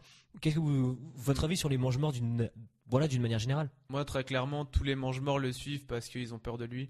Sauf, elle fait partie, donc c'est l'exception, c'est Bellatrix Lestrange qui a le même un peu grain de folie que Voldemort, qui a un peu ce côté j'aime bien le pouvoir, j'aime bien. Enfin, quand on voit quand à combat Sirius Black, elle a aucun remords à tuer son cousin ou quand elle combat, ne serait-ce que, enfin, même Molly ou quoi que ce soit, elle prend du plaisir en fait à faire ça. Ouais, Et c'est ce qu'on reconnaît un peu dans c'est ce qui est Voldemort, génial, c'est que Mm. il aime bien tuer pour acquérir le pouvoir. Et si t'as pas ce grain de folie, pour moi, tu le suis par peur ou parce que, enfin, t'aimes bien la sécurité et que si tu sais qu'il y a de très grandes chances qu'il prenne le pouvoir, alors autant que tu sois avec lui, quoi. Moi, comme je disais tout à l'heure, tu Mm. penses être dans le bon wagon avec lui à ce C'est moment-là, ça. quoi. Euh, Après, c'est des personnes qui vont grandir et évoluer dans cette idéologie-là. C'est ça aussi qu'il faut prendre en compte, c'est que ce sont des personnes qui ont, au fur et à mesure, pris conscience de ce que c'était et on leur a on leur a vendu un truc disant bon, écoutez les gars, il y a des moldus. Mm. Il y a après il y a les sorciers et dans les sorciers il y a des Des moldus, des sangs mêlés, ouais, des sangs purs. exactement, et nous on est les sans purs, c'est-à-dire qu'on est le gratin, Ah, on mais est le dessus du panier. Tu crois qu'ils y croient tous, dur comme fer à ça? Oui, je pense qu'ils y croient tous dur comme fer Alors, puisque Petit gros, tu crois qu'ils y croient dur comme fer? non, alors le truc c'est que non, pas tous. Tu vois Ce que je veux dire c'est que ah oui, mais attention, petit gros c'est à part de tout ça. Tu vas avoir beaucoup. Lui, la différence de petit gros, c'est qu'il y va plus tard. Quand je te parle de ses fidèles, c'est ses vrais fidèles. On va prendre Bellatrix Lestrange. Elle, on l'a convaincue de ces choses-là. Elle a grandi Ouais. dans ces choses-là. Elle, Ça ouais. lui plaît. Et en fait, on leur dit voilà, maintenant vous êtes au top du top du top. Et ben eux, c'est une idée qui les séduit tellement et qui ont tellement d'ambition. Donc dédicace au Serpentard. Mais ce que je veux dire, c'est ils sont tellement dans ça qu'au final, ouais, ils vont y croire et que pour eux, c'est la logique des choses, que c'est la sélection naturelle, que oui, ça vaut beaucoup mieux que n'importe lesquels parce que eux, c'est du pur, tu vois, c'est du vrai, c'est du 100%. Ouais, ouais. Non, cette Là, idée-là, eux, ouais. Et du coup, on détruit tellement le moldu à côté que c'est quoi ces personnes-là? Regardez-nous, on peut dire qu'on ne touche pas à ça. Mm. Alors bien qu'il ait dit qu'il y a forcément un peu de moldu entre Oui. tous. Mm. Bon, ils vont tous faire en sorte de le rejeter.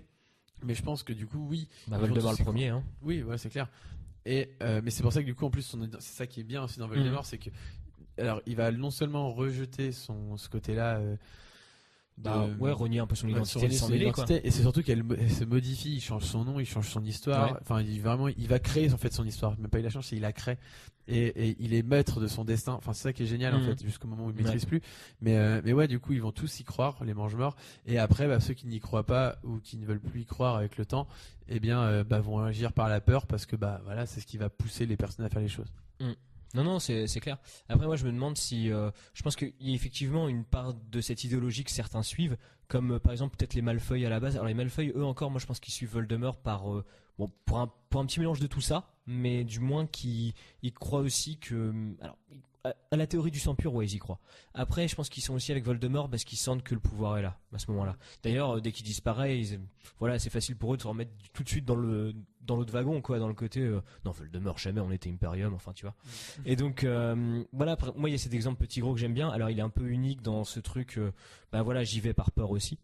Mais maintenant, il y a aussi, je pense, des mange-morts qui le suivent, parce qu'ils sont pas forcément convaincus, mais parce qu'ils se disent, c'est le bon filon, quoi. On va avec lui parce que si on va pas avec lui, Ouais, si ça tourne mal, c'est pour notre tronche. voilà, on c'est va ça. pas résister. Moi, je pense qu'en fait, c'est un fait, grand je melting pot, tu vois, les Oui, t'as mange-morts. plein de choses, mais on va dire que quand t'es assis à côté, t'es à la table de Voldemort, c'est qu'en général, tu crois en lui, que tu connais depuis des années, qu'il a un minimum confiance en toi, enfin un minimum. Après, je pense qu'il a pas confiance en les personnes qui sont autour de lui, mais qu'il y a quelque chose, tu vois, Ouais. s'il peut parler ces choses-là, c'est que bon. Et après, t'as des mange-morts, on va dire, t'as 3 types de mange-morts. Hein. T'as ceux qui sont là par la peur, d'autres, on va leur donner le sale boulot en mode genre, vous êtes là, vous savez pas trop, et vous, par contre, vous êtes en gros mes plus proches fidèles, mon conseil, quoi, si tu veux. Ouais. Et encore des conseils, bon, au final, enfin, je Non, comprends mais ce il y en que a tu pas veux besoin, dire, mais voilà, genre, Severus Rogue, bon, alors bien qu'il se fasse savoir, mais Severus Rogue, après, il faudrait revenir aussi sur lui un jour, mais Ouais. Bellatrix, Malfoy, parce que de par son statut, etc. Ouais. Ouais, mais même tu sais qu'on a rencontré beaucoup de fans de Severus Rogue et donc Ouais, pour eux on veut pas le mettre dans le mal dans Harry Potter. Si, mais après, pourtant, si, enfin, je veux dire, Non mais bien sûr, bien Non, sûr. mais Bah moi, évidemment que moi, je vais en choquer peut-être plus d'un qui écoute, mais faut Vas-y. arrêter. Avec Severus Rogue, il est méchant. Non mais oui, bien sûr. Non, mais le problème, c'est que sur un coup de twist, du coup, alors moi, ce qui me fait rire, c'est que tu vas voir, en fait, les gens vont faire ça. Dumbledore, il fait tout le meilleur truc du monde, d'accord? C'est-à-dire qu'il est gentil, il va aider les gens, il va aider les moldus, il va intégrer les orphelins, à l'image de Harry. Ouais. Voilà, il fait quand même quelque chose pour la communauté. C'est Non ça mais qui est qui est incroyable, extraordinaire. qui est Tu vois, incroyable. tu es Ouais. obligé de le mettre en avant, etc. Et ce qu'il faut préciser aussi, c'est qu'il va chercher lui-même les enfants nés moldus pour les intégrer C'est ça. à Poudlard, etc. Enfin bon. Bon, il participe notamment à la destruction des Horcruxes. Il est toujours directeur. Enfin, il est directeur de Poudlard, qui est une des plus grandes écoles de sorcellerie On au l'a dit monde. tout à l'heure, mais il a battu Grindelwald. Enfin, on voit tout ce qu'il a fait. Hein. Le mec, il a fait une bêtise dans son adolescence ou Dans sa début jeunesse, d'âge, dans sa jeunesse. Ah, tout le monde lui tombe dessus. Ah ouais, en fait, non, machin. Mais c'est parce que c'est de la jalousie, etc. Mais on peut le voir. Je vais faire le lien avec les fans d'Harry Potter. Du coup, il y en a beaucoup qui disent ouais, mais c'est un connard, etc. Ok. Donc ça, moi, je suis vraiment mitigé là-dessus. Par contre, Severus Rogue, le mec, il a pour Harry Potter pendant 7 épisodes, enfin 7 tomes. Le mec, il déteste James Potter. Le mec, il a fait tout le mal possible. Il est avec Voldemort, il fait tout ça. Et parce que il est amoureux de Lily et qu'il y a un truc à un moment donné, il a quand même, et puis il participe surtout, il est quand même directeur de Poudlard pendant 1 an, où justement, il aide aussi les personnes à instaurer cette peur auprès des élèves. Tu sens qu'il lève pas trop le petit doigt pour. Ouais, voilà. Non, mais voilà, il est pas en mode genre je protège. Non. Il Mhm. reste dans son truc parce Ouais, que ouais. voilà, bien qu'il soit pas, on sait très bien qu'il est partagé entre le côté bien et le côté mal, Mhm. mais il a un vrai côté mal dedans. Et Dumbledore le tolère dans tout ça parce qu'il sait qu'il y a un bon fond en lui et qu'il garde ce côté-là. Mais arrêtons de croire que Rogue il est bon. Non, mais C'est pas vrai. C'est moi, pas vrai. moi, tu vois, comment dire, sur Rogue, je trouve qu'on oublie, voilà, assez vite que sur 6 bouquins, on va dire, il a vraiment pourri Harry, mais Neville, mais Hermione et tout le monde, et même Ron, mais surtout de manière très très injuste et très méchante et parfois même tout le temps gratuite, jusqu'à ce fameux retournement de situation à la fin. Donc je suis complètement d'accord. J'en dirai pas trop parce qu'après on va se faire pourrir, mais en tout cas. Non, mais justement, non, mais- si ça amène du débat, si les gens sont pas d'accord, qu'ils viennent Ouais, justement. réagissez, Non, mais insultez-nous, non, mais- mettez des pouces en bas. Non mais, Non mais que tu aimes ce type de personnage parce que il y a, voilà, c'est un personnage tourmenté, après il est qui est complexe. perturbé, qui est complexe. Ok, comme toi t'aimes Malfoy, d'accord. Tout Toi, à je fait. l'entends carrément. Par contre, le dire oui, mais à la fin il est quand même gentil et que t'aimes bien parce que c'est un repenti de la gentillesse. Non, stop. Moi j'ai un peu de mal avec ça, mais bon. Petrificus totalus. Et pour conclure donc sur alors avant le quiz sur Grindelwald Voldemort, voilà, je vous pose la question, je vous mets en situation. Si vous deviez vous rallier à un camp, voilà, vous êtes un peu des méchants quoi qu'il arrive. Théo, dans quelle armée? Alors je crois avoir compris parce que tu m'as dit tout à l'heure, mais dans quelle armée rejoins-tu? Voldemort. Non, Grindelwald. Ah oui, d'accord, là j'allais dire merde, j'ai rien compris, je sens Non, le faire. Grindelwald, 100%. D'accord. Grindelwald 100%, d'accord. Et toi Flo? Bien que je trouve que moi je préfère Voldemort à Grindelwald, de par L'idéologie, ouais. et Mm. puis même un contexte, hein, je veux dire. Ouais. Mais Grindelwald, je pense.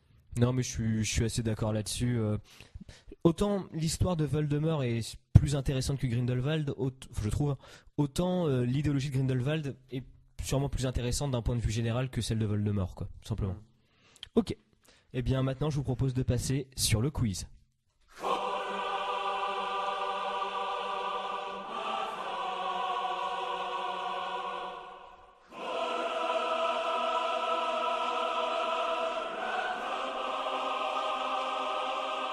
Alors cette semaine, j'ai voulu vous mettre l'un contre l'autre, un Grindelwald contre Voldemort, tout ça.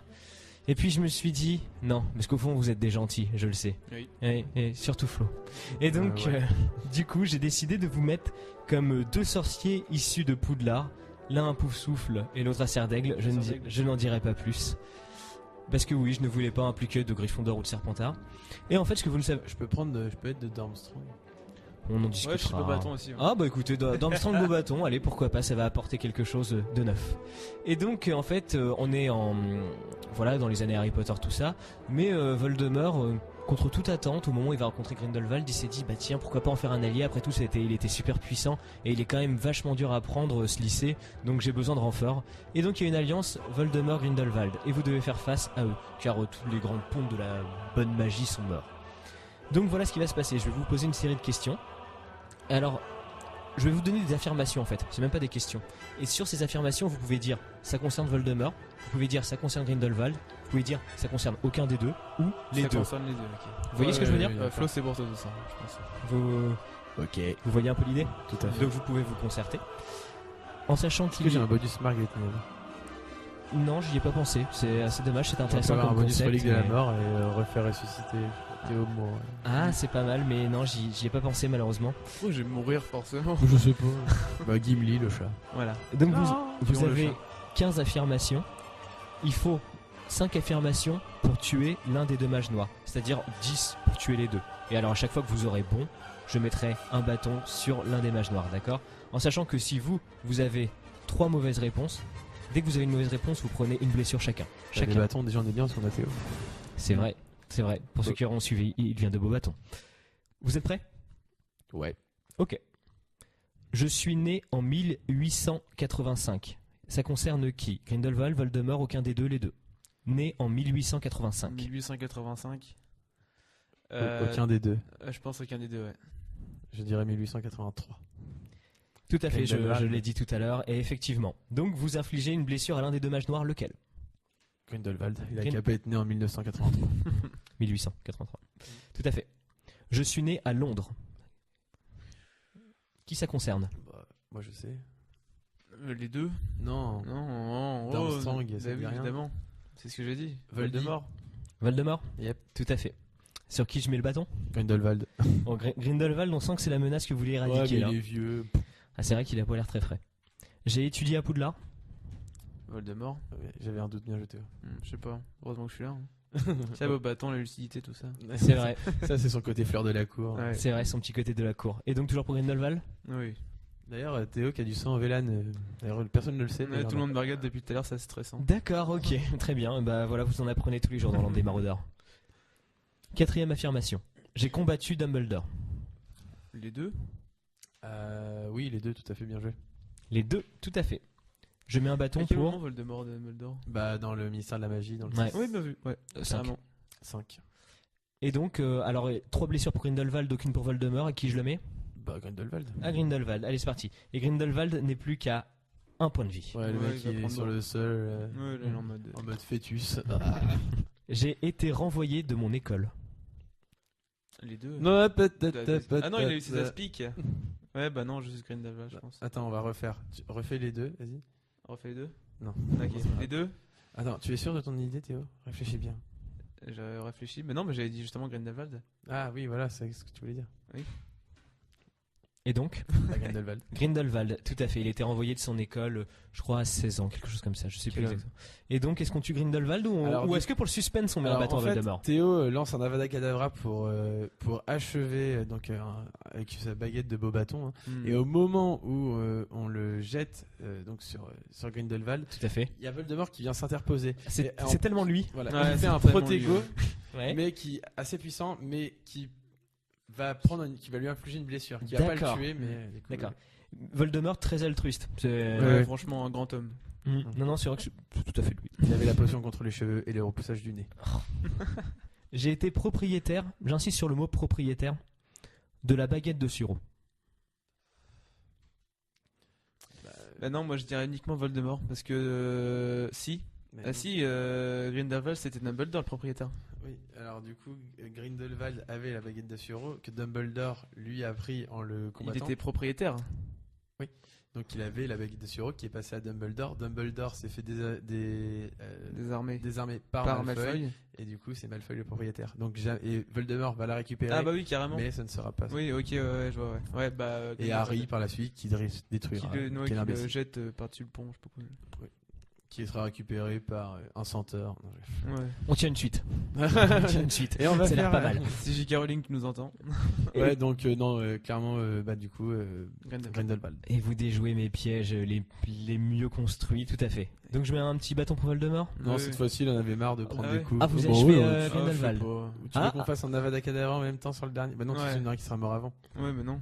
Bah, je sais pas, pas c'est qu'on se mette c'est en- mieux d'achever les deux. Tu veux pas Genre- qu'on se mette en 2 contre 1 contre Voldy Si tu veux. Bon, allez, vas-y, Grindelwald. Et pour Grindelwald. Grindelwald Ouais. est tombé. T'aurais pu nous scénariser tout ça. J'aurais pu, j'aurais fait. Alors Théo enchaîne des magnifiques coups. On voit qu'il prend un ascendant clair sur Grindelwald.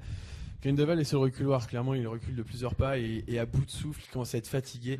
Et Théo avec toute sa hargne de cerf d'aigle, justement, Ah, mais on voit au beaux moment bâtons. justement un aigle. De beaux bâtons. ouais. Ah oui, merde, des parce beaux que bâtons. j'ai un sac de beaux bâtons en fait, c'est pour ça. Ah, du coup tu vois justement, je sais pas, toute sa beauté de Vélane reprendre le dessus. Ouais, ma petite Et- robe bleue avec mon petit chapeau. Et du coup, des papillons Tellement sortent de stylé. sa baguette et viennent entourer Grindelwald et un Il Avada est mort Kedavra par amour. de plein fouet et boum. Ah, vous faites pas Grindelwald. d'Expelliarmus vous? Non. Ok, non. ok, mais c'est un Un show. flipendo. Ah oui, Flipendo destructeur. le flipendo, exactement.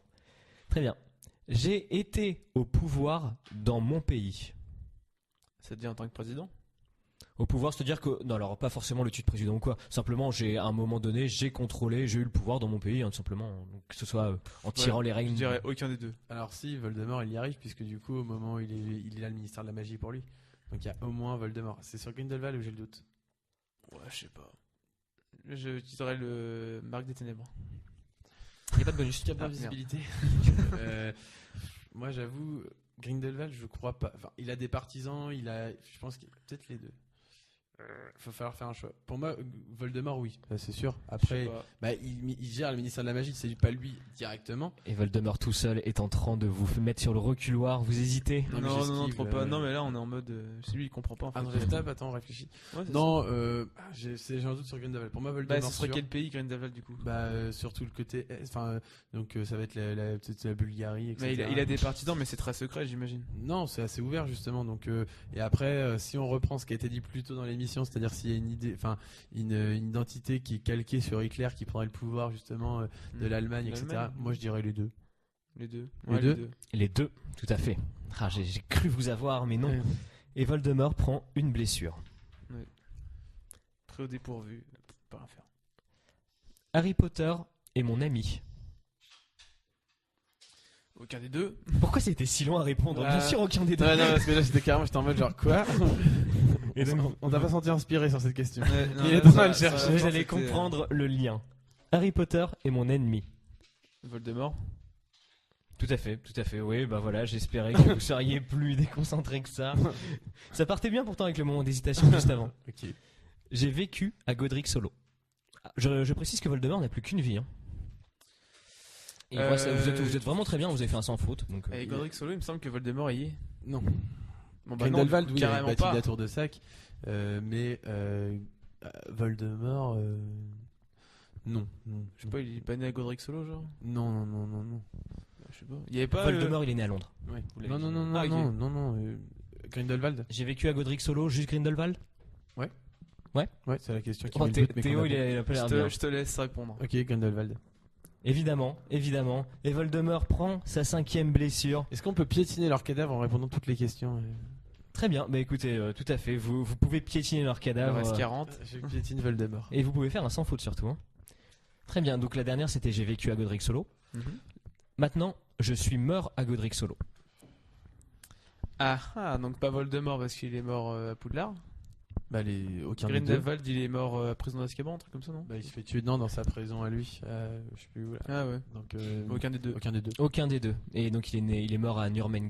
Tout à fait. D'ailleurs, Ouais, ça, je vais le dire. C'était aussi un des liens qu'il y avait Hitler, Nuremberg, la prison de Nuremberg, etc. Ah, ok. C'était voilà. J'ai été en prison.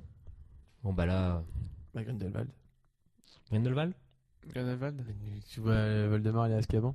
Je sais pas, je me dis pour le fun. Non. Non, effectivement, Grindelwald. J'ai fait des Horcruxes. Voldemort? Voldemort. J'ai vécu plus de 100 ans. Ah, ça c'est... Ah. Non, Voldemort il a 87, J'ai rien dit, je moi. crois. Il est né en 26 et il meurt en 98, je vais faire le calcul. Du coup, juste Grindelwald. Ah, bah ça se trouve c'est aucun des deux. Parce que Grindelwald, attends, il est né en Bah non, mais 83. il se fait tuer en 90. Oui, donc Grindelwald, il a 110 ans, un truc comme ça. Et donc Grindelwald. C'est Ouais. sûr, Bah, sûr né en certain. 83, il meurt en 98. Ouais, Donc tu ouais, fais il a plus de 100 ans, Oui, ouais. c'est bon. Tout à fait. Grindelwald a vécu plus de 100 ans. Ce qui donne une idée un peu pour Dumbledore. On n'a jamais trop su Dumbledore. Il me semble qu'il n'y a pas sa date de naissance. Oui, une centaine d'années, on va dire. Mais voilà, on voit qu'ils sont à peu près dans les mêmes âges. Une 120aine d'années, c'est bon. Donc bah oui, 83, il meurt en 98, ouais. Et super, voilà, je sais pas du tout comme si je grillais ma dernière question. Je suis mort en 1998. Et bah les deux. Les deux. Tout à fait. Les deux. Vous imaginez l'année de fou un peu Ouais, Grindelwald, tu perds Voldemort, les deux, la les deux. victoire en Coupe du Monde, enfin je veux dire, il y a eu tellement de choses cette année-là.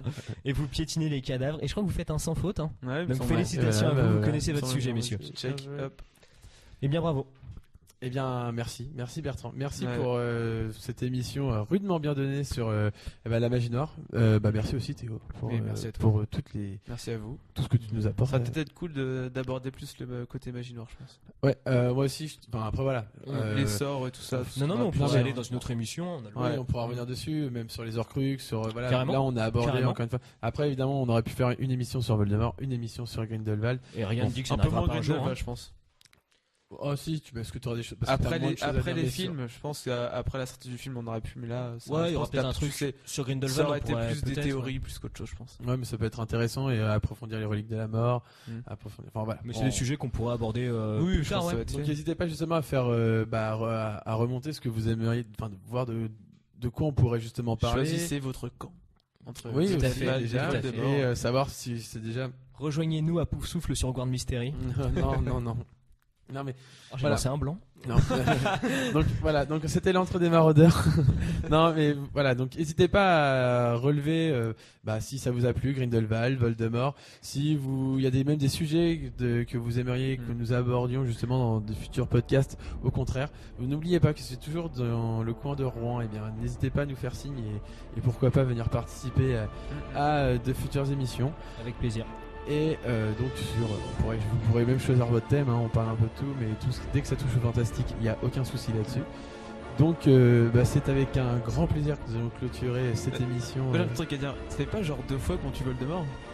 Il me semble qu'on avait niqué les Horcruxes la dernière fois. Ouais, Ouais, c'est ouais, joué 2 c'est fois le vrai. petit Ouais, peu. mais je crois qu'il y avait un Horcrux qu'on n'avait pas eu. Il Ah ouais, il me revient semble. Si souvent. on n'avait pas tué, si on avait tué Harry Potter. Bref, mais Non, on a tué il Harry reviendra Potter. peut-être un jour. Ça c'est stylé. En tout cas, voilà. Donc, un grand merci d'abord à vous pour tout ce que vous nous apportez donc, au quotidien, via les réseaux sociaux, via le soutien aussi qu'on peut avoir des personnes autour de nous. Donc ça, c'est vraiment agréable. Merci à Théo, Merci à vous. merci à Bertrand, Merci à vous. merci d'avoir suivi l'émission de l'Entre des Maraudeurs et à la semaine prochaine. À la semaine prochaine. Salut. Accepteront mon